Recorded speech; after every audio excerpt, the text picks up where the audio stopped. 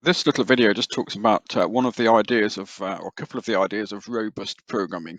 So part of the GCSE course says that you should be aware of techniques to uh, create a robust program. And what that means is a program that doesn't just fail immediately, or doesn't fall over when someone puts the wrong data in, or when the wrong data type perhaps is entered, that kind of thing.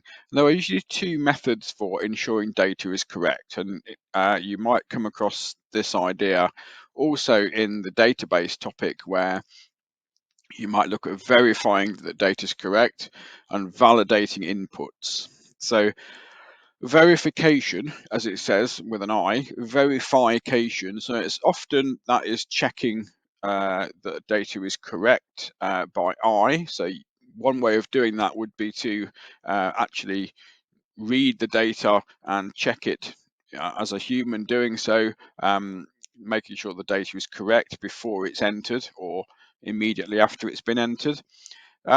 Where you might come across this, though, often on the internet, you're asked to put a password in. Sometimes you want to change your password, and usually that's verified by double entry. So double entry is the other way of verification. And that often asks you to enter a new password once and then enter it again. And all they do is check to see whether both of those passwords are the same. So this is a little bit of Python code that does that. So you can see we've got a new password as a variable that's been assigned to an input, asking the user to enter a new password, and then we've just got a print statement saying thank you, you've entered it. Now re-enter the same password, and then this time we've just used new password 1 equals input because we've already asked them the question. We didn't need anything else in the input statement. So we've assigned a value to new password, and we've assigned a value to new password 1. So then all we need to do is check that they're the same.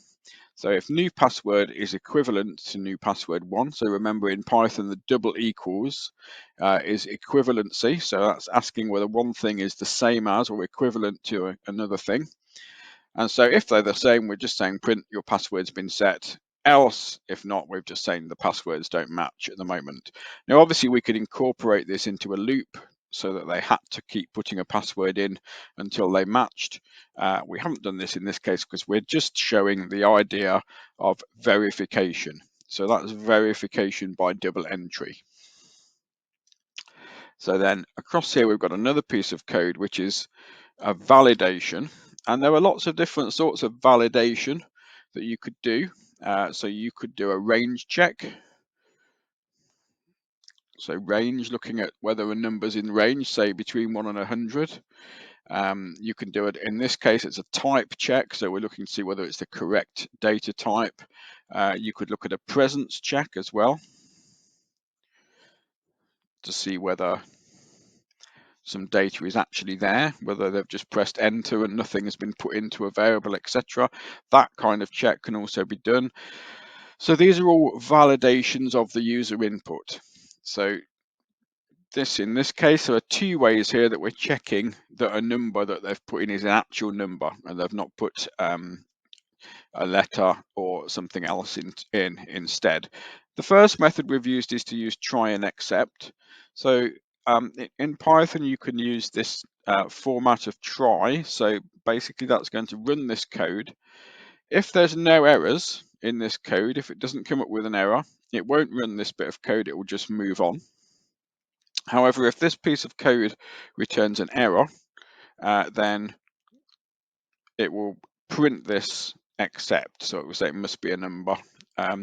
So in this case, my no equals int input enter a number. So that int is going to convert the input here into a number. Now, if you try to convert a string like t into a number, it would normally fire an exception and say that you can't do that. You can't change t into a number. So that would be an error in there. So it's going to pick it up on the except and print out it must be a number instead. So that's one way of doing it. So there are other ways of doing the same kind of thing. So this second way of doing so, we're getting a again, we're calling it my number 1 this time, equals input, enter a number. And then we want this to stay at the moment as a string, because when we input from Python like this, it inputs by default as a string.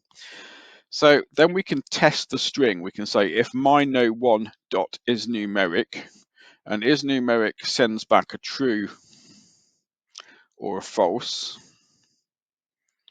So if is numeric is true, in other words, we say good, it's a number, and then we make it into an integer. Otherwise, we print no, it must be a number, and it won't do anything there apart from to say that you didn't put a number in. It needs to be a number. And again, obviously, you could automate this with a while loop to make it carry on until the input was a number. So that is called a validation, and that's a validation, a type check validation. So we can also do range checks, presence checks, other types of checks. So we'll just move down and look at this other one here, what we've got. So this is using a while loop for validation. So this is a range check in this case. So we're checking range. So in this range check, we've written a definition this time, which returns the score.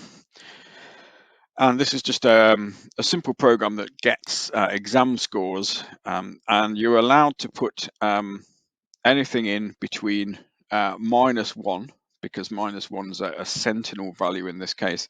You can put -1 through to 100 in, and if you put anything outside of that range, they're not valid input, so it won't let you do so.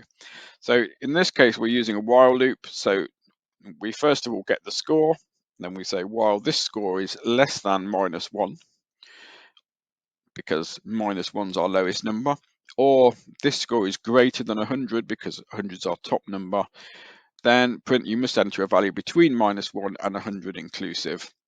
And then again, we get this score inside the loop.